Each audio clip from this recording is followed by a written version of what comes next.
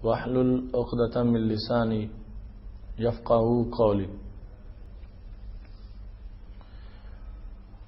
لک الحمد یا اللہ خلقتنا وہدیتنا وانقذتنا من النار۔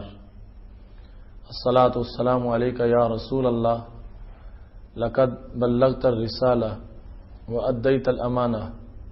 ونصحت الامہ ومحوت الظلمہ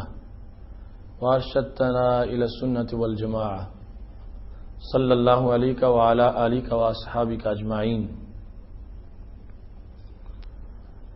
الصلاۃ والسلام علیک یا سیدی یا رسول اللہ وعلی آلہ واصحابہ یا حبیب اللہ۔ اللہ تبارک و تعالی جل جلالہ وعم نوالہ واتم برہانہ وعظم شانہ کی حمد و ثنا، اور حضور سرور کائنات مفخر موجودات زینت بزم کائنات دستگیر جہاں غم گسار زماں سید سروراں حامی بے قسام قائد المرسلین خاتم النبیین احمد مجتبیٰ جناب محمد مصطفیٰ صلی اللہ علیہ وآلہ وصحبہ وبارک وسلم کے دربار گوہر بار میں ہدیہ درود و سلام عرض کرنے کے بعد، ناظرین، رمضان المبارک کے الوداع ہونے کا وقت دن بدن قریب آ رہا ہے۔ ایسے لمحات میں ہم اپنے پروگرام فضائل رمضان میں آج اس موضوع پر گفتگو کریں گے، رمضان المبارک کے بعد کی منصوبہ بندی۔ چونکہ یہ وقت کا پہیہ کسی کا انتظار نہیں کرتا اور یہ مسلسل رواں دواں ہے، اس واسطے خواہ کسی نے رمضان المبارک کی قدر کی ہے یا قدر نہیں کی، رمضان اپنی منزل کی طرف رواں دواں ہے اور بالکل چند دنوں کے بعد ہم سے رخصت ہونے والا ہے۔ تو ہمیں رمضان المبارک کے بعد کی جو صورتحال ہے اسے پیش نظر رکھنا چاہیے، اس واسطے کہ اب تو شیطانوں کو باندھا گیا ہے اور جو ہی رمضان المبارک گزرتا جائے گا شیطانوں کو کھول دیا جائے گا، اور وہ اتنی دیر جو شیطان جکڑا رہا اسے غصہ بھی ہوگا اور وہ چاہے گا کہ میں پہلے دن ہی اس مسلمان کو شکست دوں، اور پھر آپ دیکھتے ہیں عید کے دن ہی ہر طرف میوزک، گانا بجانا اور یعنی فحاشی اور قباح کا ارتکاب شروع ہو جاتا ہے۔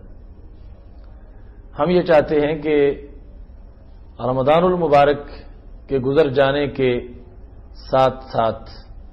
ہمیں مستقبل کے لیے بھی ایسا لاہ عمل تیار کرنا چاہیے کہ جس سے جو کچھ ہم نے کمایا ہے اسے کوئی چوری نہ کر سکے اور وہ ضائع نہ ہو۔ اس سلسلہ میں ایک بہت بڑا کام نفلی روزوں کا ہے۔ حضرت ابو ایوب انصاری رضی اللہ تعالی عنہ روایت کرتے ہیں کہ رسول اللہ صلی اللہ علیہ وسلم نے ارشاد فرمایا ہے، من صام رمضان ثم اتبعہ ستہ من شوال کان کصیام الدہر، کہ جس شخص نے رمضان المبارک کے روزے رکھے اور اس کے بعد پھر اس نے شوال کے 6 روزے رکھے تو ایسے ہے جس طرح کہ اس نے دہر کا روزہ رکھا۔ دوسری روایت میں جس طرح اس نے سال بھر روزہ رکھا، چونکہ الحسنۃ بعشر امثالھا، ایک نیکی پر 10 گنا اضافہ کیا جاتا ہے، تو اس قانون کے مطابق یہ 30 روزے جو رمضان کے ہیں ان کو 10 گنا بڑھایا جائے گا تو 300 بن جائیں گے، اور 6 روزے جو بعد میں ہوں گے ان کو 10 گنا بڑھایا جائے گا تو 360 بن جائیں گے۔ اس طرح یعنی پورا رمضان المبارک اور شوال کے جو پورے روزے ہیں ان کو ملانے سے سال بھر کے روزے انسان کو میسر آ جائیں گے۔ اس میں یقیناً روزے کا جو بحثیت روزہ ایک ثواب ہے اور اس کی حکمت ہے وہ علیحدہ ہے، لیکن رمضان المبارک کے بعد جو یک بار شہوتوں کا اور خواہشات کا حملہ ہوتا ہے، اس حملے کو روکنے کے لیے یہ 6 روزے انسان کو پھر بطور ڈھال کے دیے گئے، تاکہ ایسا نہ ہو کہ شیطان فوراً کھلے اور اس مومن کو وہ شکست دے۔ اسے مزید کچھ وقت کے لیے پاور دلانے کے لیے 6 نفلی روزے جو ہیں ان کا اہتمام کیا گیا۔ اور روزہ اگرچہ نفلی بھی ہو، اس میں بندے کو کیا میسر آتا ہے، اس کا اندازہ رسول اللہ صلی اللہ علیہ وسلم کے اس فرمان سے ہوتا ہے جو بخاری شریف اور مسلم شریف میں موجود ہے۔ حضرت ابو سعید خدری رضی اللہ تعالیٰ عنہ اس کی روایت کرتے ہیں، کہتے ہیں قال رسول اللہ صلی اللہ علیہ وسلم من صام یوما فی سبیل اللہ بعد اللہ وجہہ عن النار 70 خریفا۔ حضرت ابو سعید خدری رضی اللہ تعالیٰ عنہ یہ کہتے ہیں کہ رسول اللہ صلی اللہ علیہ وسلم نے ارشاد فرمایا ہے، جس بندے نے ایک دن کا روزہ اللہ کے راستے میں رکھا، خالق کائنات جل جلالہ اس کے چہرے کو جہنم سے 70 سال کے فاصلے پر دور کر دے گا، یعنی 70 سال چلنے سے جتنا فاصلہ طے ہو سکتا ہے اتنی دوری اس بندے کو جہنم سے میسر آئے گی، یعنی جہنم سے محفوظ ہو جائے گا، جنت کا مالک بن جائے گا۔ کیا اس نے کیا ہے؟ اس نے ایک روزہ رکھا ہے۔ اس سے پتہ چلتا ہے کہ وہ ایک نفلی روزہ جو ہے وہ بھی کوئی معمولی سا کام نہیں، بہت بڑا کام ہے، اور اس کے اندر اجر و ثواب اتنا زیادہ ہے کہ انسان کو اگر اس بات کی پوری طرح خبر ہو جائے تو وہ کبھی بھی شیطان کی ہتھ کنڈوں کا شکار نہ ہو، اور ایسی نیکیوں کی وجہ سے وہ ہمیشہ اپنے دامن کو ہر قسم کی آلودگی سے محفوظ رکھے۔ دوسرے مقام پر سیدنا ابو ہریرہ رضی اللہ تعالیٰ عنہ سے یہ مروی ہے کہ رسول اللہ صلی اللہ علیہ وسلم نے ارشاد فرمایا ہے من صام یوما ابتغاء وجہ اللہ، جس نے ایک دن کا روزہ محض رب ذوالجلال کی رضامندی کے لیے رکھا، خالق کائنات جل جلالہ کو خوش کرنے کے لیے اس نے ایک نفلی روزہ رکھا، بعد اللہ من جہنم کبود غراب طائر فهو فرخ حتى مات حرما، اس بندے کو رب ذوالجلال جہنم سے اتنا دور کر دے گا کہ ایک کوا بالکل وہ چوزا ہو تو اڑنا شروع کرے۔ یہ خاص قسم کا ایک کوا ہے جو بہت طویل سفر کرتا ہے، تو وہ سفر کرتے کرتے بوڑھا ہو کے مر جائے تو جتنا وہ سفر طے کرتا ہے اس مسافت کے برابر ایک روزے کے عوض میں خالق کائنات جل جلالہ اس مومن کو جہنم سے دور فرما دیتا ہے۔ تو رمضان المبارک کے بعد کی جو ایک پالیسی ہے اس میں یہ ہے کہ گاہے بگاہے نفلی روزوں کا پھر بھی اہتمام کیا جائے تاکہ رمضان المبارک کی یاد بھی تازہ ہوتی رہے اور اس دشمن کے مقابلے میں ہمیں مزید کمک ملتی رہے تاکہ اس سے مقابلہ اچھے طریقے سے کیا جا سکے۔ اور اس میں یہ جو 6 روزے شوال کے ہیں یہ ضروری نہیں ہے کہ عید الفطر کے بعد فوراً پہلے دن روزہ رکھا جائے، نہیں، اگر پہلے دن نہ بھی رکھا جائے تو بعد میں بھی یہ روزے رکھے جا سکتے ہیں، ان میں ایسی کوئی پابندی نہیں ہے۔ رمضان المبارک کے گزر جانے کے بعد کی جو منصوبہ بندی ہے اس کے لحاظ سے یہ بات بڑی ضروری ہے، کسی چیز کو حاصل کرنا اتنا مشکل نہیں ہوتا جتنا اس چیز کو باقی رکھنا مشکل ہوتا ہے۔ تقویٰ کا جو معیار بندے کو میسر آیا رمضان المبارک کے اندر، ہر بندہ محسوس کرتا ہے کہ وہ تلاوت قرآن مجید پہلے کے نسبت زیادہ کرتا رہا اور صدقہ و خیرات اس نے زیادہ کیا، اور اس کے سوا اس نے نماز پنجگانہ باجماعت پڑھی، تراویح بھی پڑھتا رہا، دن بھر روزہ رکھا۔ ایسے اعمال صالحہ اس کے دامن میں موجود ہیں. ان اعمال سے اس نے اپنے دل کی زمین کو جو بنجر تھی آباد کر لیا. سجدوں کا پانی دے کر، تلاوت قرآن مجید کی وجہ سے اس پر بوندا باندی ہوئی، دل کی زمین پر اس نے مجاہدہ سے ہل چلایا اور اس میں اللہ تعالیٰ کی محبت اور رسول اللہ صلی اللہ علیہ وسلم کے عشق کا بیج بویا اور یہ گلشن تیار ہو گیا. اتنے دنوں کی محنت سے دل میں انقلاب آیا، دل کے اندر ایک بہار آ گئی. اب جس وقت عید کا دن آتا ہے تو یہ پہلا دن ہے مقابلے کا دن. حدیث مصطفیٰ صلی اللہ علیہ وسلم میں تو یہاں تک ہے کہ جس وقت ایک شخص ویسے نماز پنجگانہ پڑھنے مسجد میں آ جائے تو جس وقت وہ نماز پڑھ کے باہر نکلتا ہے تو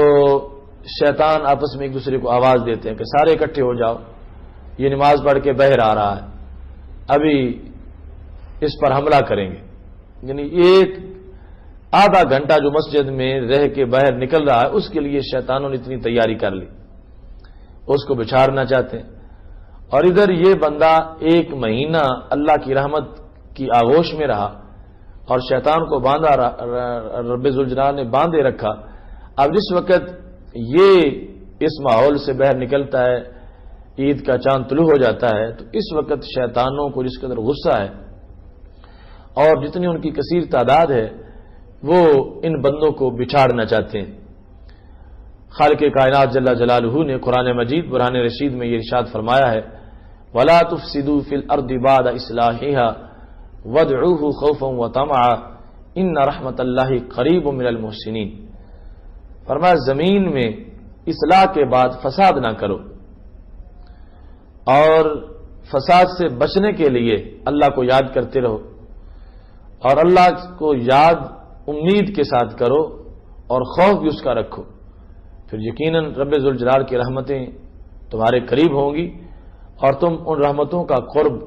محسوس کرو گے. اب یہ جو آیت کریمہ ہے کہ زمین میں اصلاح کے بعد فساد نہ کرو، یعنی رمضان المبارک میں نیکی کی، بنجر زمین کو زرخیز بنایا، آباد کیا. اب جو ہی رمضان گزرتا جائے اگر بندہ پھر غفلتوں کی وادیوں میں کھو گیا اور عصیان کے کانٹوں کے اندر ذلیل ہو گیا تو پھر ایک مہینہ کی جو ساری محنت تھی وہ رائے گاہ چلی جائے گی. تو خالق کائنات جل جلالہ ہمیں توجہ دلا رہا ہے، نیکی کرنا اگرچہ بڑا مشکل ہے مگر کرنے سے زیادہ مشکل اس نیکی کو باقی رکھنا ہے. اور یہ دیکھیں ایک شخص نے جب رمضان المبارک کا تقدس پیش نظر رکھتے ہوئے پورے رمضان المبارک میں دن کو روزہ رکھا، نماز پنجگانہ پڑھی، رات کو تراویح پڑھی، تو اس سے اس شخص کو ایک تقدس مل گیا. اور جو چیز مقدس ہو جائے اسے اپنی ویلیو کا بھی اہتمام کرنا چاہیے. ایک کپڑے کے اندر قرآن لپیٹا جائے تو اس کپڑے کا پھر احترام ہوتا ہے.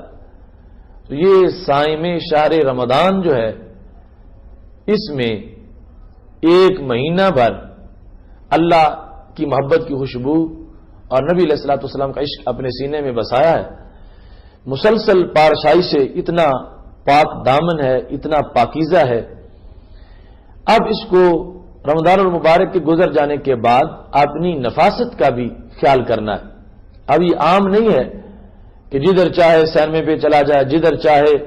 بازار میں لاہو و لعب میں مصروف ہو جائے. نہیں، خالق کائنات جل جلالہ نے شیطان کو باندھ کے اسے خاص کورس کرایا اور اسے اپنی حیثیت اس وقت پہچاننی چاہیے کہ یہ معمولی نہیں رہا.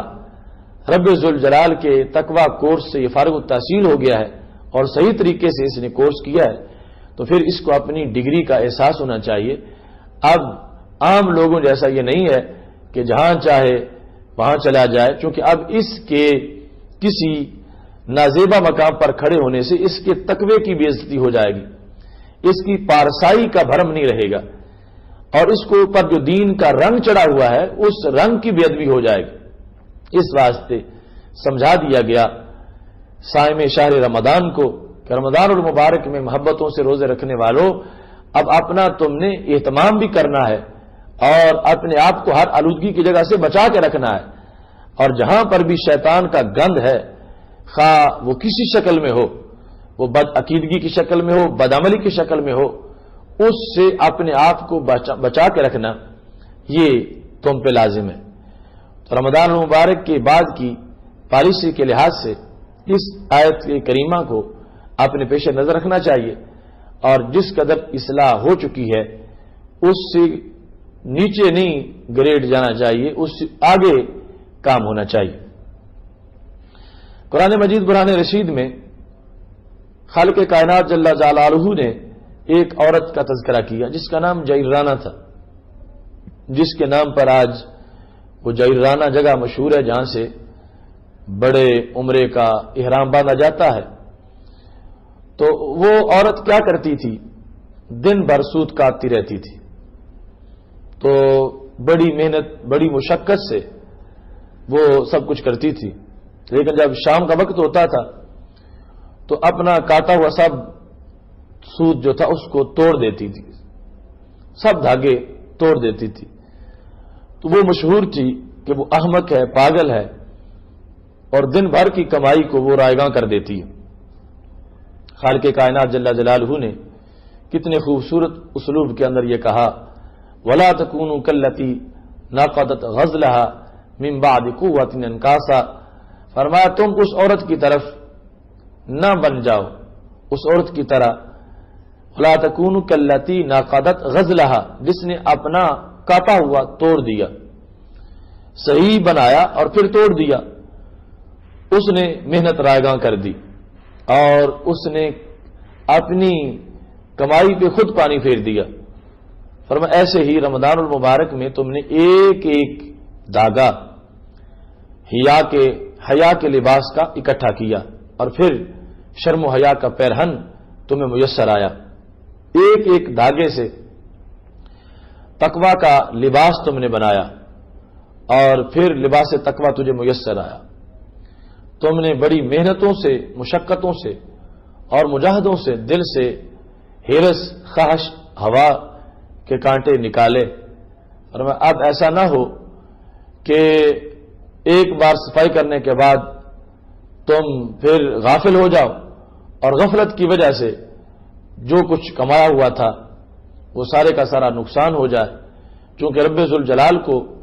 اپنے بندے سے بڑا پیار ہے، اس واسطے خالق کائنات جل جلالہ یہ نہیں چاہتا کہ بندہ خواہ مخواہ لٹ جائے، رسوا ہو جائے۔ تو رمضان المبارک کے بعد آنے والے جو دن ہیں وہ یوں سمجھو چلچلاتی دھوپ ہے گناہوں کی، اور یہ روزے کا ننھا منھا پودا تمہارے دل کی آغوش میں موجود ہے، اگر اس کو گناہوں کی تیز دھوپ لگ گئی تو یہ پودا مرجھا جائے گا، یہ شجر اور تن آور درخت نہیں بن سکے گا، اور اس کا سایہ پھر میسر نہیں آئے گا۔ اور اگر تم اس کو اس دھوپ سے بچا کے رکھو گے تو یہ بڑا ہو جائے گا، آئندہ سال مزید جب کورس کرو گے، اس کی جڑوں کو پانی دو گے نماز روزہ پڑھ کے، تو مزید بڑا ہوتا چلا جائے گا۔ اس بنیاد پر کبھی بھی رمضان المبارک کے بعد کے حالات کو صرف نظر ان سے نہیں کرنا چاہیے، چونکہ کھلا ہوا شیطان حملہ کرے گا تو پارسا بندے کی پارسائی کا شیطان پہ اثر ہوتا ہے۔ اس واسطے ہی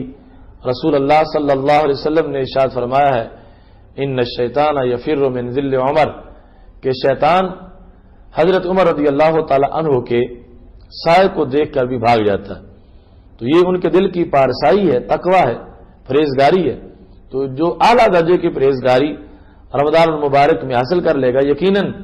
اس کو دیکھ کر بھی شیطان کے پاؤں نہیں جمیں گے، شیطان بھاگ جائے گا۔ اور جس قدر ایمانی پاور بندے کے اندر ہوتی ہے، شیطان اسی طرح سمٹتا جاتا ہے۔ اس واسطے اللہ کے اولیاء کے سامنے اس کی حیثیت چڑیا سی بن جاتی ہے، اور عام لوگوں کے سامنے پھولتا جاتا ہے تو پہاڑوں جیسا ہو جاتا ہے۔ تو یہ سارے کا سارا مدار اندر کی نیکی، تقوی اور پرہیزگاری پر ہے۔ اس لیے آج ضروری ہے کہ جب رمضان المبارک ہم سے رخصت ہوتا جا رہا ہے، ہم رمضان المبارک کی جدائی کا صدمہ اور غم بھی اگرچہ محسوس کر رہے ہیں، اور یہ ہونا بھی چاہیے کہ جس کے ساتھ اتنے دن گزارے ہیں اب 1 سال کا درمیان میں گیپ آ جائے گا، 11 مہینے درمیان میں آ جائیں گے، لیکن اس کے ساتھ ساتھ ہمیں رمضان المبارک کا جو تبرک ہے اسے سنبھالنے کی بھی کوشش کرنی ہے۔ یہ جو اثرات چھوڑ کے ہمارے اندر جا رہا ہے وہ رمضان المبارک کی ہمارے پاس علامت ہے، وہ اثرات رمضان المبارک کا ہمارے پاس تحفہ ہیں، اور وہ اثرات رمضان المبارک کی ہمارے پاس نشانی ہے۔ تو جب بھی رمضان المبارک کے بارے میں ہجر ستائے، جدائی محسوس ہونے لگے، تو پھر اس تقوی کو دیکھو جو دل میں رمضان نے پیدا کیا، اس دل کی نرمی اور بندگی کے اس ذوق اور لذت کی طرف دیکھو جو رمضان المبارک نے اپنے روزے دار کو عطا فرمایا ہے۔ اس موقع پر ہمیں یہ بھی خیال کرنا چاہیے، تب جا کے استقامت ملے گی کہ رب ذوالجلال نے ہمارے آقا حضرت محمد مصطفیٰ صلی اللہ علیہ وسلم کو جس وقت حضرت جبریل علیہ السلام کو بھیج کر اور حضرت اسرائیل علیہ السلام کو بھیج کر خالق کائنات جل جلالہ نے اختیار دیا تھا کہ محبوب مرضی ہے تو دنیا میں رہو اور مرضی ہے تو میرے پاس آ جاؤ، ہمارے محبوب صلی اللہ علیہ وسلم نے حضرت جبریل علیہ السلام سے متعدد سوال کیے۔ وہ سوالات اپنی امت کے بارے میں تھے، جن میں ایک سوال یہ تھا، من لصومی شہر رمضان من بعدی، اے جبریل میں دنیا سے چلا تو جاؤں مگر میرے بعد میری امت کے روزے داروں کا پرسان حال کون ہوگا، ان کے سر پہ دست شفقت کون رکھے گا، ان کی نگہبانی کون کرے گا، ان کے ساتھ ہمدردی کون کرے گا۔ باقاعدہ رسول اللہ صلی اللہ علیہ وسلم نے قیامت تک کے روزے داروں کو یاد کیا، اور حضرت جبریل علیہ السلام نے پھر وہ وعدہ یاد دلایا کہ محبوب امت کے لیے تو بندوبست ہو چکا ہے، خالق کائنات نے فرما دیا ہے۔ طبرانی میں تفصیل سے یہ الفاظ موجود ہیں، ان اللہ تعالی حرم الجنت علی الامم حتی تدخل امتی، کہ رب ذوالجلال نے ساری امتوں پر اس وقت تک جنت کو حرام کر رکھا ہے جب تک آپ کی امت جنت میں نہیں جائے گی۔ تو پھر جا کے محبوب علیہ السلام نے فرمایا اختار الرفیق الاعلی، اب میں اللہ کی طرف جانے کو پسند کرتا ہوں۔ تو رخصت ہوتے ہوئے رمضان کے ساتھ ہمیں رسول اللہ صلی اللہ علیہ وسلم کے دربار میں صلاۃ و سلام کا نذرانہ بھی ضرور پیش کرنا چاہیے کہ جن کے صدقے ایمان اور عرفان کی عظمتیں میسر آئی ہیں، انہیں کبھی بھی بھولنا نہیں چاہیے جو ہمیں کبھی نہیں بھولے، اور ہر موقع پر یاد رکھا اور اللہ تعالیٰ سے خصوصی رحمتوں کا ہمارے لیے اہتمام کیا۔ آخر میں ناظرین آپ کی توجہ بالخصوص رسول اللہ صلی اللہ علیہ وسلم کے 2 فرمودات کی طرف مبذول کرانا چاہتا ہوں۔ ایک تو یہ کہ ہمارے آقا صلی اللہ علیہ وسلم نے فرمایا لکل شیء زکات و زکات الجسد الصوم، ہر چیز کی ایک زکات ہوتی ہے اور جسم کی زکات روزہ ہے۔ اب زکات نکلنے سے جسم ستھرا ہوا، زکات جب مال کی نکل جاتی ہے تو پیچھے نظافت اور طہارت آ جاتی ہے۔ تو اب یہ ہے تقاضا رمضان المبارک کے گزر جانے کے بعد کہ اگر دوبارہ جسم نے گندگی میں ڈوب جانا ہے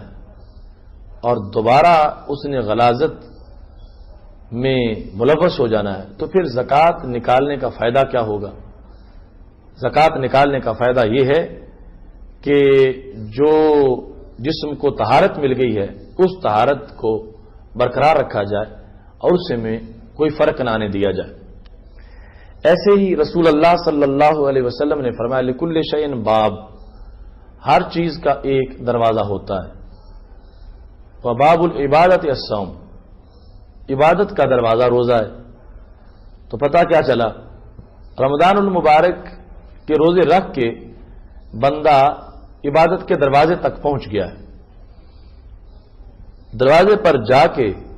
پھر واپس مڑ جانا، دروازے پر جا کے پھر پلٹ آنا، اس سے زیادہ اور حماقت کیا ہو سکتی ہے؟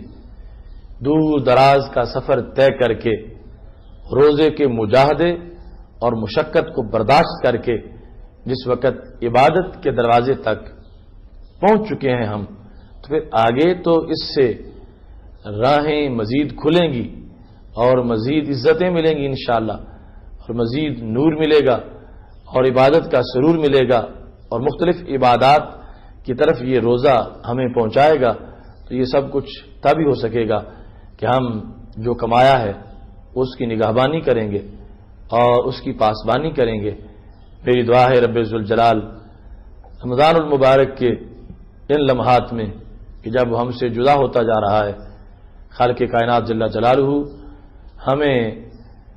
اپنے مستقبل کو محفوظ رکھنے کی توفیق عطا فرمائے، اور جو کچھ ہم روزے کی شکل میں ہم نے کیا، اللہ ہمارے عمل سے کہیں زیادہ ہمیں جزا عطا فرمائے، اور پھر آئندہ کے لیے اس کو محفوظ رکھنے کی بھی توفیق عطا فرمائے، تاکہ اگلے رمضان المبارک میں اس سے آگے کا سفر کیا جا سکے۔